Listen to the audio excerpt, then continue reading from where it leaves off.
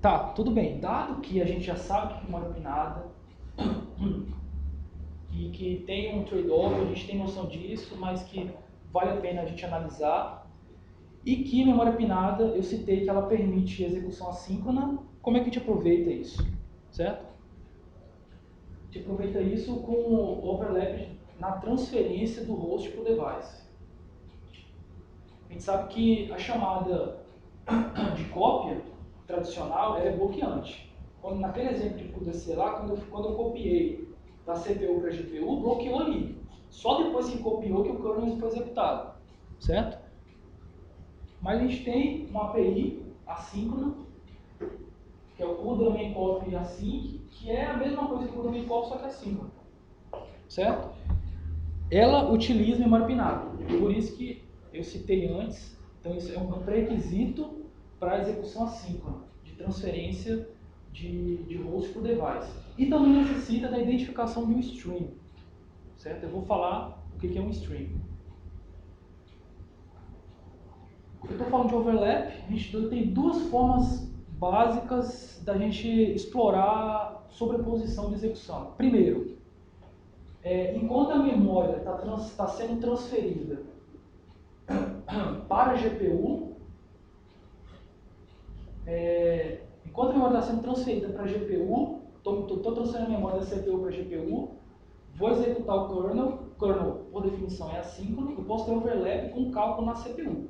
Entendeu? Enquanto eu estou fazendo um cálculo na CPU, eu estou com overlap na transferência de dados para a GPU. Então esse é um tipo de overlap que a gente vai explorar. O segundo é a gente pode intervalar transferências de dados para a GPU com kernels. Mas outro kernel que não o que você está transferindo os dados. Né? É isso que eu vou demonstrar agora. Certo? Antes de mais nada, a gente precisa saber o que é um stream. Certo? O stream, por definição, é uma sequência de comandos que é executada em ordem. Não há ordenação entre comandos de diferentes streams. Então, um comando que está no stream, a gente não tem como a gente garantir que ele vai ser executado antes ou depois de um comando de outro stream. A gente só garante que dentro do mesmo stream ele executa em ordem. E o importante, por isso que eu estou falando de streams, é que concorrência em CUDA é gerenciada por meio de streams. Como?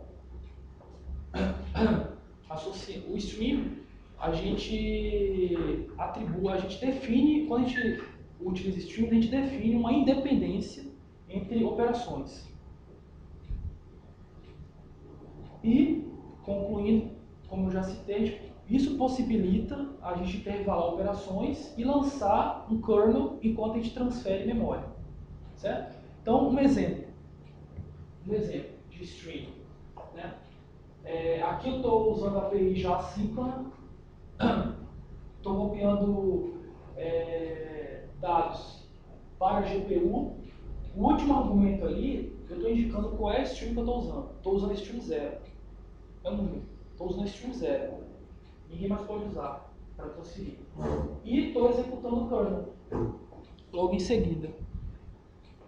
Implicitamente, a gente sabe que o default do kernel é sempre usar o stream 0. Então, quando você não passa argumento nenhum de stream para o kernel, ele está usando por default o stream 0.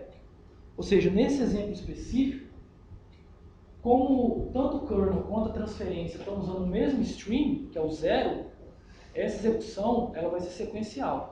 No sentido de que o kernel ele só vai ser, apesar do lançamento ser assíncrono, a execução do kernel vai aguardar a transferência de memória, já que eles estão usando o mesmo stream, ou seja, os comandos são sequenciais, nesse exemplo específico. Mas, a gente está no overlap com a computação na CPU, certo? Ou seja, enquanto eu estou transferindo memória para a GPU e executando o kernel, como isso aqui tudo é assíncrono, porque o kernel por default é assíncrono e a cópia eu estou usando uma API assíncrona, eu estou tendo um overlap da computação na CPU. Então, esse é um exemplo básico de overlap de transferência de memória de CPU para GPU e execução de kernel com computação na CPU. Certo? Outro exemplo, né? Aqui está mais claro. Estou criando outro exemplo de... Então, nesse caso aqui, esse aqui é outro exemplo. O primeiro exemplo foi overlap na transferência para a GPU e execução na CPU.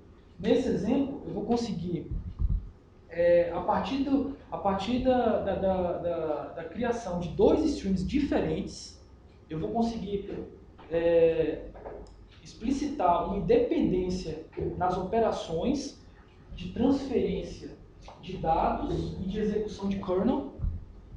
Dessa forma, a gente consegue potencialmente executar a transferência via stream 1 e a execução do kernel via stream 2. É claro que implicitamente aqui, a memória que o kernel 2 vai utilizar já foi alocado, implicitamente já foi transferido. Aqui atrás tem outro código. Isso aqui é só uma extração que eu estou demonstrando como, via streams, eu consigo explicitamente declarar independência entre operações e, dessa forma, ter um overlap de transferência de dados para a GPU e execução de kernel. Certo? O stream permite isso. Então, por exemplo, se eu tivesse duas transferências e duas execuções, vamos dizer que eu solto a primeira transferência, solto a segunda, aí eu chamo a primeira execução. Ela só vai iniciar quando a primeira transferência terminar, certo? Exato. Eu vou fazer um exemplo com N transferências e vou te mostrar o gráfico. É isso que você está falando. Eu vou te mostrar e vou te mostrar o gráfico. Tá? Certo? Então... Quando essa acaba, você já inicia a outra? A minha pergunta era assim, nos kernels, como eu comecei esse kernel, aí no próximo eu também só espero e começo. Então estão os dois ao mesmo tempo. Eu vou mostrar isso. Tudo que você falar a partir de agora, eu vou mostrar. Pode ficar então eu vou falar mais. Pode ficar tranquilo. Eu entendi o recado. Eu vou mostrar. Vou mostrar. Não, Não, eu vou. Esse é o ponto fundamental da apresentação. É isso que o Paulo tá mencionando. É um overlap máximo impossível. Então, chegamos na nossa outra boa prática, que é considerar a utilização de streams para possibilitar a execução paralela de elementos. Ou seja, porque streams é que possibilitam independência de operações, o que possibilita execução paralela de elementos.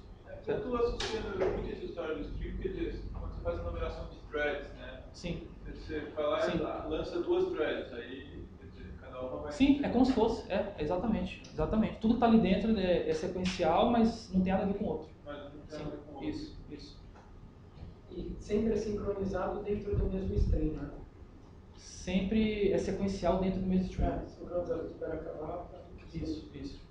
Então, a primeira boa prática é essa, considerar stream para execução paralela de elementos. A segunda boa prática é considerar transferência assíncrona de dados da CPU para a GPU para esconder latência, como eu mostrei.